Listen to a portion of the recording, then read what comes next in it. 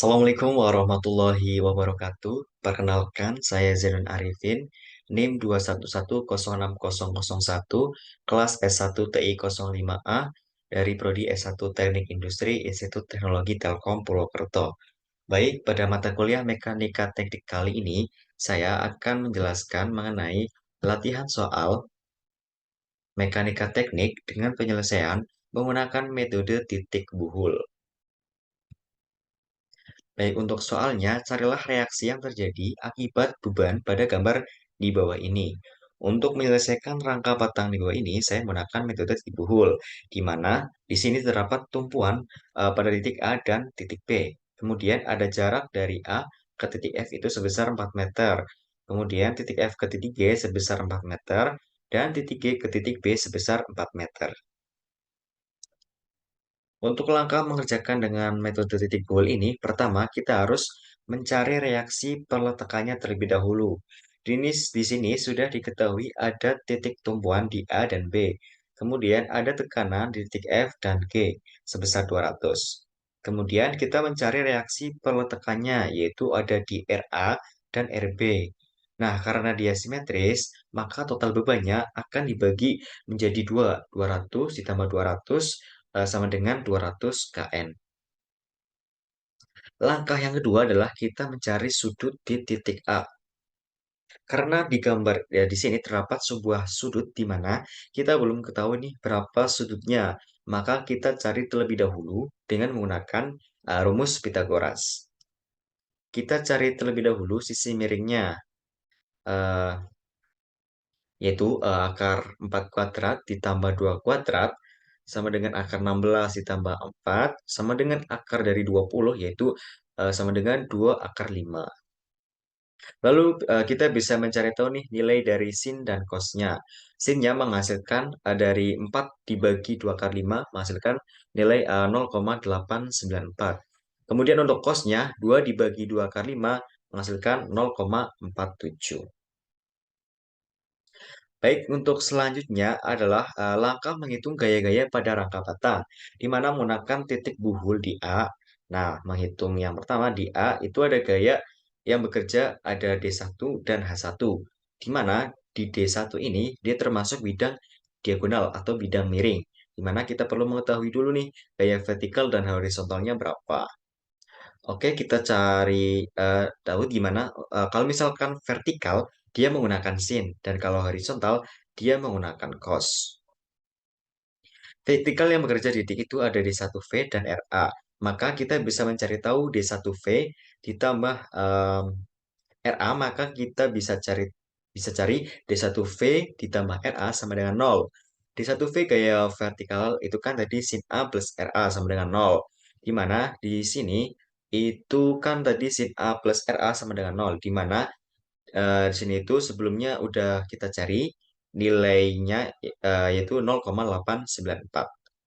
Oke, selanjutnya 0,894 D1 ditambah 200 sama dengan 0. Kita mencari nilai D1-nya akan pindah ruas minus 200 dibagi 0,94. Maka D1-nya akan menghasilkan minus 222,714 kN. Nah, karena hasilnya adalah negatif, maka dia termasuk batang tekan. Oke, selanjutnya kita mencari gaya yang horizontal. Sedangkan gaya yang bekerja di titik A yang horizontal itu ada H1 dan D1H. H1 ditambah D1H sama dengan 0. Nilai H1 yang perlu kita cari. Kemudian D1 dikali cos A sama dengan 0. Nilai cos A yaitu 0,47. Sedangkan nilai D1-nya minus 223,714 kN. Kemudian kita kali, maka menghasilkan H1-nya sebesar 100 kN. Karena dia positif nih, maka dia termasuk batang tarik. Oke, selanjutnya kita akan menghitung gaya batang titik buhul di C. Kalau kita lihat dari gambar, tadi gambar sebelumnya, maka titik C itu berbentuk seperti gambar berikut. Ini untuk memudahkan kita aja untuk mencari vertikal dan horizontalnya. Di sini kan ada titik buhul di C, itu gaya yang bekerja ada D2 dan O1, di mana di D1 sebelumnya kita cari D2 dan O1. D1 dan D2 ini sama-sama bidang miring atau diagonal. Maka dari itu kita perlu mencari tahu nih gaya vertikal dan horizontalnya. Lanjut kita mencari sigma V sama dengan nol atau gaya vertikal yang bekerja di titik C. Gaya vertikalnya itu kan ada D1V dan D2V. Karena mereka ke bawah, sama-sama ke bawah, maka nilainya adalah negatif. Minus D1V dikurang D2V sama dengan nol. Nah, di sini kita udah cari tahu nih D1V-nya. Sebelumnya kan D1V vertikalnya menggunakan sin, maka nilai sin itu 0,894. Kemudian D1-nya udah diketahui sebelumnya, minus 223,714, menghasilkan minus 200. Nah, karena di sini dia minus, maka minus dikali minus positif, dikurangi D2V, caranya masih sama, menghasilkan 0,894, D2 sama dengan 0. Bina ruas, minus 200 dibagi minus 0,894, menghasilkan 223,714 kN. Nah, termasuk bidang tarik. Oke, selanjutnya kita harus mencari gaya horizontal yang bekerja di titik C. Horizontalnya kita ada D1H dan D2H, dan juga O1. Karena di D1H itu dia horizontal ke kiri, maka dia negatif. Minus 100 jadinya positif 100. Minus 100, maka negatif 100 jadinya positif 100 ditambah D2H. D2H-nya itu kan 0,447 kali D2 yaitu 223,714 ditambah O1. Di sini kita mencari nilai O1-nya.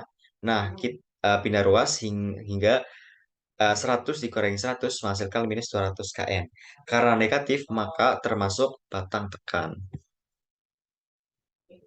Oke, langkah yang selanjutnya di titik buhul F. Di titik buhul F ini gaya yang bekerja itu ada di 3 dan H2. Sigma V sama dengan nol minus P karena dia ke bawah tekanannya jadi nilainya negatif. Minus 200 ditambah di 2V setelah dilakukan perhitungan tadi hasilnya adalah 200. Ditambah 0,894 itu karena dia sin, nilai sin alfa dikali D3 sama dengan nol. Di mana hasil dari D3 itu adalah 0 kN. Di mana 0 kN ini dia bisa masuk ke batang tarik ataupun batang tekan.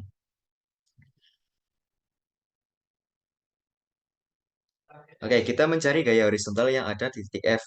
H1 itu dia ke kiri, maka hasilnya adalah negatif. Negatif 100 dari yang sebelumnya udah kita cari, ditambah H2 dikurang di 2H, itu nilainya 100, ditambah di 3H, itu kan hasilnya 0. Sama dengan 0, dan H2 akan menghasilkan 200 kN. Di mana ia positif, berarti dia termasuk batang tarik. Oke, selanjutnya kita bisa simpulkan nih, gaya-gaya yang ada pada batang dengan menggunakan metode titik bull ini, karena rangkanya dia simetris, maka ada beberapa batang yang memiliki nilai sama atau memiliki kesamaan, yaitu rangka H1 dan H3, eh, dia memiliki nilai yang sama, yaitu di batang tarik sebesar 100 kN, kemudian di batang H2 juga sama di batang tarik menghasilkan 200 kN. Kemudian batang D1 ternyata sama dengan batang D1. D6 menghasilkan batang tekanan sebesar minus 223,714 kN. Kemudian nih D2 dan D5-nya itu ternyata memiliki kesamaan.